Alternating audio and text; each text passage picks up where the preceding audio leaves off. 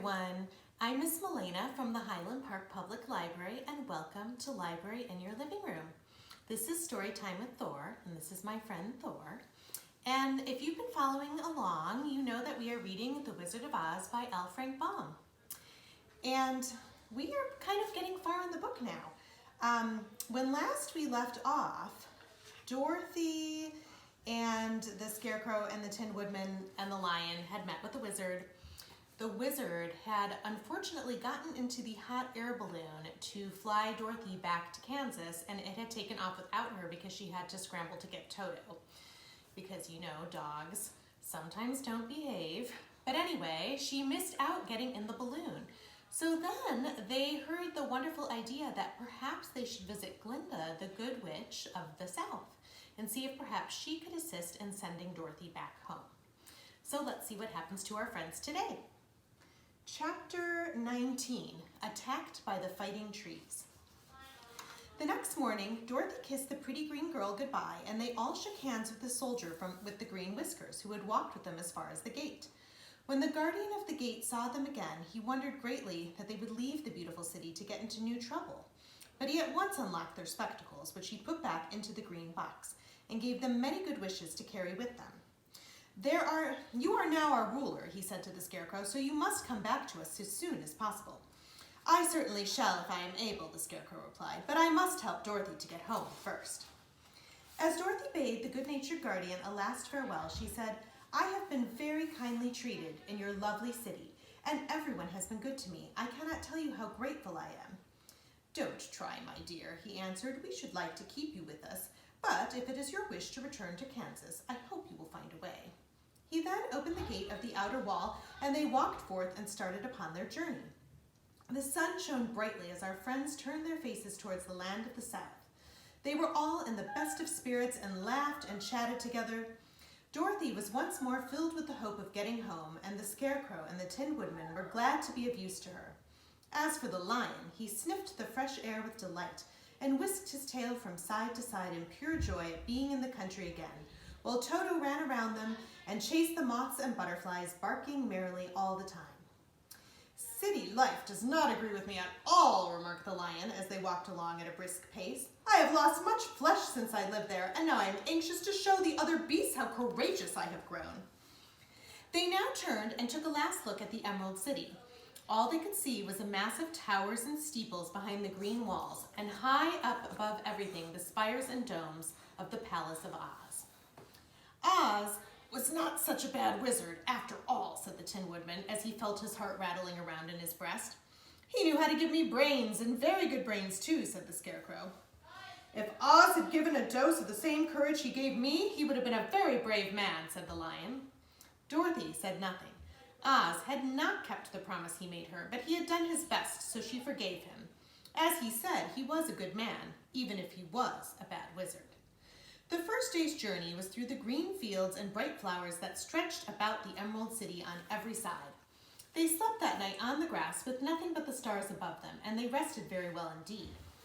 In the morning, they traveled on until they came to a thick wood. There was no way of going around it, for it seemed to extend to the right and left as far as they could see, and, besides, they did not dare change the direction of their journey for fear of getting lost. So they looked for the place where it would be easiest to get into the forest. The Scarecrow, who was in the lead, finally discovered a big tree with such wide-spreading branches that there was room for the party to pass underneath. So he walked forward to the tree, but just as he came under the first branches, they bent down and twined around him, and the next minute he was raised from the ground and flung headlong among his fellow travelers. This did not hurt the Scarecrow, but it surprised him, and he looked rather dizzy when Dorothy picked him up. Here is another space between the trees, called the Lion. Let me try it first, said the Scarecrow, for it doesn't hurt me to get thrown about. He walked up to another tree as he spoke, but its branches immediately seized him and tossed him back again. This is strange, exclaimed Dorothy. What shall we do? The trees seem to have made up their minds to fight us and stop our journey, remarked the Lion. I believe I will try it myself, said the Woodman, and shouldering his axe, he marched up to the first tree that had handled the Scarecrow so roughly. When a big branch bent down to seize him, the Woodman chopped at it so fiercely that he cut it in two. At once the tree began shaking all of its branches as if in pain, and the Tin Woodman passed safely under it. "Come on," he shouted to the others, "be quick." They all ran forward and passed under the tree without injury except Toto, who was caught by a small branch and shaken until he howled. But the woodman promptly chopped off the branch and set the little dog free. The other trees of the forest did nothing to keep them back, so they made up their minds that only the first row of trees could bend down their branches, and that probably these were the policemen of the forest, and given this wonderful power in order to keep strangers out of it. The four travelers walked with ease through the trees until they came to the farther edge of the wood. Then, to their surprise, they found before them a high wall, which seemed to be made of white china. It was smooth like the surface of a dish and higher than their heads. "What shall we do now?" asked Dorothy. "I will make a ladder," said the Tin Woodman, "for we certainly must climb over the wall." Chapter 20, The Dainty China Country. While the Tin Woodman was making a ladder from wood which he had found in the forest, Dorothy lay down and slept, for she was tired by the long walk. The lion also curled himself up to sleep, and Toto lay beside him. The Scarecrow watched the woodman while he worked and said to him, "I cannot think why there is a wall up here, nor what it is made of." "Rest your brains and do not worry about the wall," replied the woodman. "When we have climbed over, then we shall know what is on the other side." After a time, the ladder was finished. It looked clumsy, but the Tin Woodman was sure it was strong and would answer their purpose. The Scarecrow waked Dorothy and the lion and Toto and told them that the ladder was ready. The Scarecrow climbed up the ladder first, but he was so awkward that Dorothy had to follow close behind to keep him from falling off. When he got his head over the top of the wall, the Scarecrow said, "Oh my!" "Go on," exclaimed Dorothy. So the Scarecrow climbed farther up and sat down on top of the wall, and Dorothy put her head over and cried, "Oh my!" just as the Scarecrow had done. Then Toto came up and immediately began to bark, but Dorothy made him be still. The lion climbed the ladder next, and the Tin Woodman came last, but both of them cried, "Oh my!" as soon as they looked over the wall. When they were all sitting in a row on the top of the wall and looked down, and they saw a very strange sight. Before them was a great stretch of country, having a floor as smooth and shining and white as the bottom of a big platter. Scattered around were many houses made entirely of china and painted in the brightest colors. These houses were quite small, the biggest of them reaching only as high as Dorothy's waist. There were also pretty little barns with china fences around them, and many cows and sheep and horses and pigs and chickens, all made of china, and they were standing about in groups. But the strangest of all were the people who lived in this queer country. There were milkmaids and shepherdesses with bright-colored bodices and golden spots all over their gowns, and princesses with most gorgeous frocks of silver and gold and purple, and shepherds dressed in knee breeches with pink and yellow and blue stripes down them, and golden buckles on their shoes, and princes with jeweled crowns upon their heads, wearing ermine robes and satin doublets, and funny clowns in ruffled gowns with round red spots upon their cheeks and tall pointed caps. And strangest of all, these people were all made of china, even to their clothes, and were so small that the tallest of them was no higher than Dorothy's knee. No one did so much as look at the travelers at first, except one little purple china dog with an extra large head, which came to the wall and barked at them in a tiny voice, afterwards running away again. "How shall we get down?" asked Dorothy. They had found the ladder so heavy that they could not pull it up. So the Scarecrow fell off the wall, and the others jumped down upon him so that the hard floor would not hurt their feet. Of course, they took pains not to light on his head and get the pins in their feet. When all were safely down, they picked up the Scarecrow, whose body was quite flattened out, and patted his straw into shape again.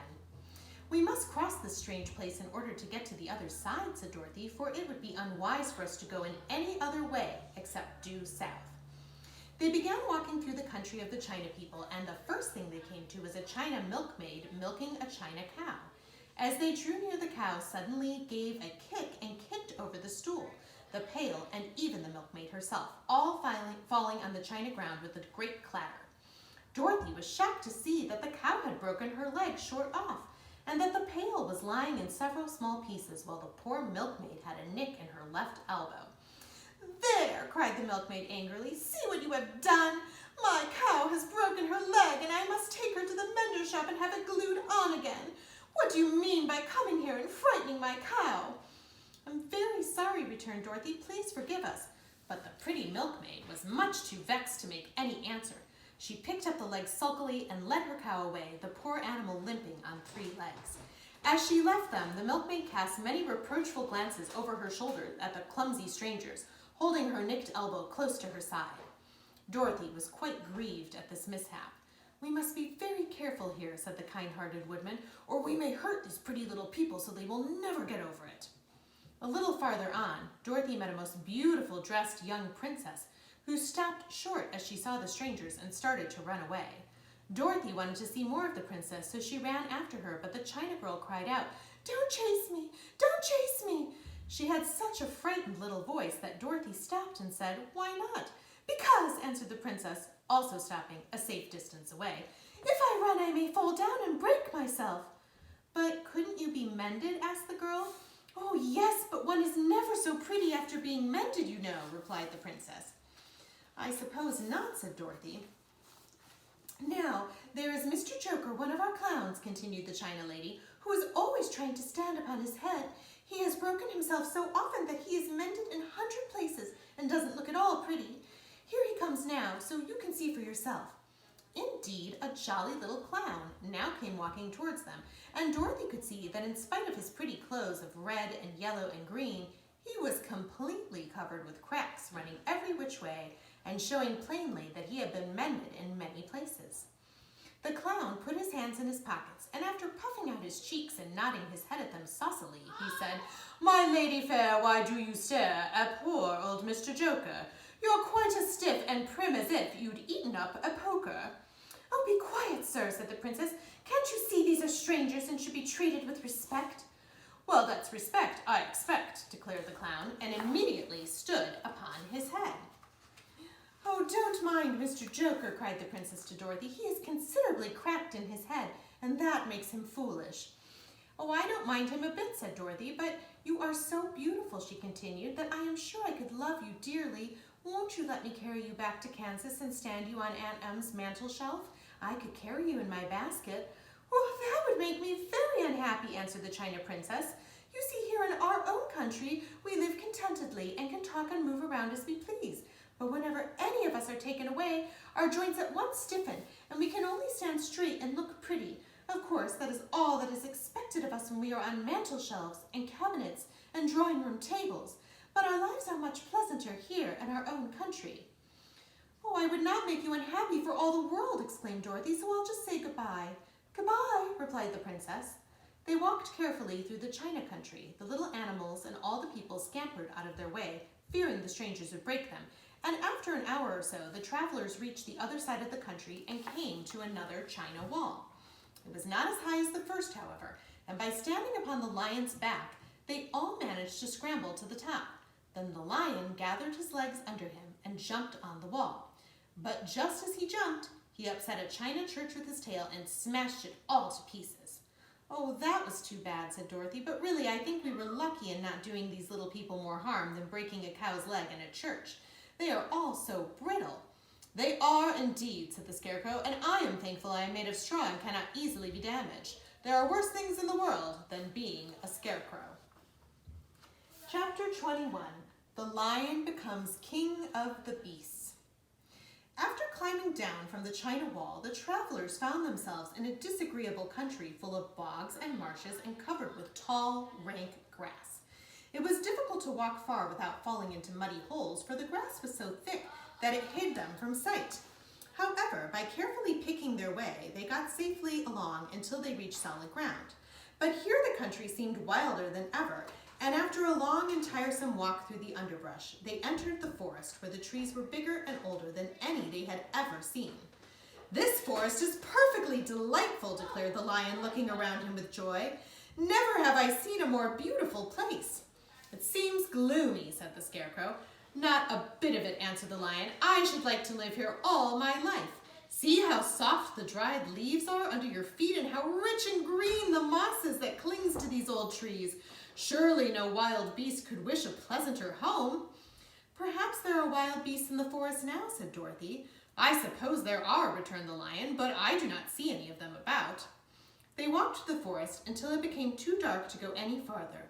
Dorothy and Toto and the lion lay down to sleep while the Tin Woodman and the Scarecrow kept watch over them as usual. When morning came, they started again. Before they had gone far, they heard a low rumble as of the growling of many wild animals. Toto whimpered a little, but none of the others were frightened, and they kept along the well-trodden path until they came to an opening in the wood, in which were gathered hundreds of beasts of every variety. There were tigers and elephants and bears and wolves and foxes and all the others in the natural history, and for a moment Dorothy was afraid, but the lion explained that the animals were holding a meeting, and he judged by their snarling and growling that they were in great trouble. As he spoke, several of the beasts caught sight of him, and at once the great assemblage hushed as if by magic. The biggest of the tigers came up to the lion and bowed, saying, "Welcome, O King of Beasts. You have come in good time to fight our enemy and bring peace to all the animals of the forest once more." "What is your trouble?" asked the lion. "We are all threatened," answered the tiger, "by a fierce enemy which has lately come into this forest. It is a most tremendous monster, like a great spider, with a body as big as an elephant and legs as long as a tree trunk. It has 8 of these long legs, and as the monster crawls through the forest, he seizes an animal with the leg and drags it to his mouth, where he eats it as a spider does a fly. Not one of us is safe while this fierce creature is alive, and we have called a meeting to decide how to take care of ourselves when you came among us." The lion thought for a moment. "Are there any other lions in this forest?" he asked. "No. There were some, but the monster has eaten them all.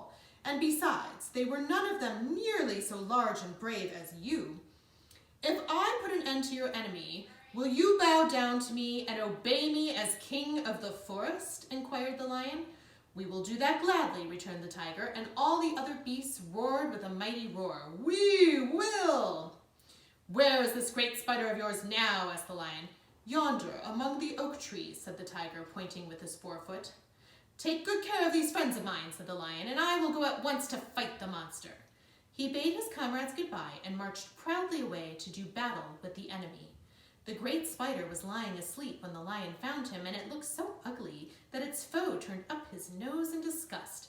Its legs were quite as long as the tiger had said, and its body covered with coarse black hair. It had a great mouth with a row of sharp teeth a foot long, but its head was joined to the pudgy body by a neck as slender as a wasp's waist. This gave the lion a hint of the best way to attack the creature, and as he knew it was easier to fight it asleep than awake, he gave a great spring and landed directly upon the monster's back. Then, with one blow of his heavy paw, all armed with sharp claws, he knocked the spider's head from its body.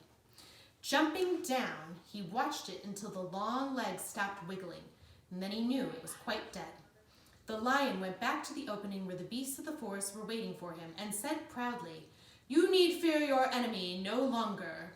Then the beasts bowed down to the lion as their king, and he promised to come back and rule over them as soon as Dorothy was safely on her way to Kansas. Well, thank you for joining me for another reading of The Wizard of Oz and Storytime with Thor. If you'd like to find out what happens next, perhaps they have more adventures on their way to see Glinda. So far, they've had quite a few, it seems, but will they make it to see Glinda? Will Glinda be able to help Dorothy? Well, tune in next time to find out. You can do that by visiting us at hplibrary.org, and also visit our site to check out our other amazing programs. Thank you. Have a great night, and good night, Thor. Bye.